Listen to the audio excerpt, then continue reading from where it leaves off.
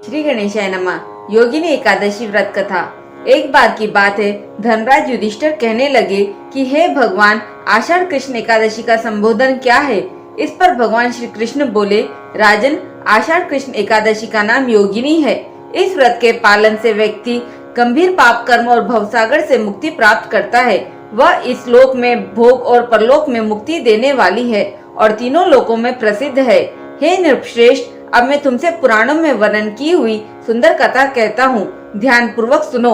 स्वर्गधाम की अलकापुरी नामक नगरी में कुबेर नाम का एक राजा रहता था। वह शिव भक्त था और प्रतिदिन शिव की पूजा किया करता था। हेम नाम का एक माली पूजन के लिए उसके यहाँ फूल लाया करता था। हेम की विशालाक्षी नाम की सुंदर स्त्री थी। एक दिन वह मानसरोवर से पुष्प तो ले आया, लेकिन कामासक्त होने के कारण वह अपनी स्त्री से हास्य विनोद तथा रमण करने लगा। इधर राजा उसकी दोपहर तक राह देखता रहा। अंत में राजा कुबेर ने सेवकों को आज्ञा दी कि तुम लोग जाकर माली के न आने का कारण पता करो, क्योंकि वह अभी तक पुष्प लेकर नहीं आया।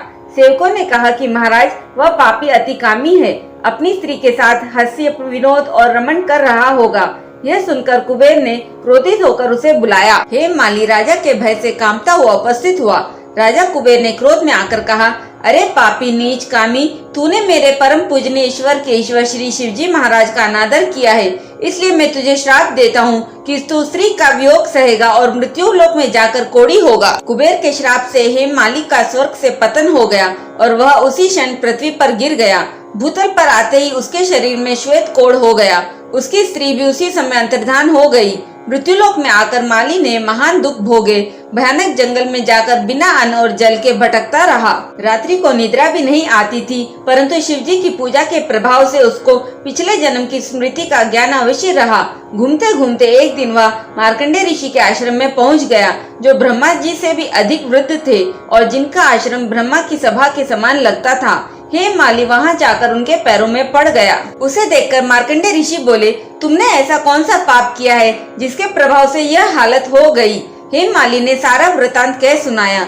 यह सुनकर ऋषि बोले, निश्चित ही तूने मेरे सम्मुख सत्य वचन कहे हैं, इसलिए तेरे उद्धार के लिए मैं एक व्रत बताता हूँ। यदि तू आषाढ़ मास के कृष्ण पक्ष की योगिनी नामक एकादशी का विधि पूर्वक व्रत करेगा तो तेरे सब पाप नष्ट हो जाएंगे। यह सुनकर हेम माली ने अत्यंत प्रसन्न होकर मुनि को साष्टांग प्रणाम किया।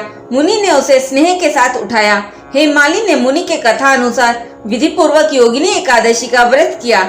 इस व्रत के प्रभाव से वह कोढ़ से मुक्त हो गया। अपने पुराने स्वरूप में आकर वह अपनी स्त्री के साथ सुखपूर्वक रहने लगा। भगवान श्री कृष्ण ने कहा, हे राजन, यह योगिनी एकादशी का व्रत 88,000 ब्राह्मणों को भोजन कराने के बराबर फल देता है। इसके व्रत से समस्त पाप दूर हो जाते हैं और अंत में स्वर्ग प्राप्त होता है। एक बार प्रेम से बोलिए, राधे राधे।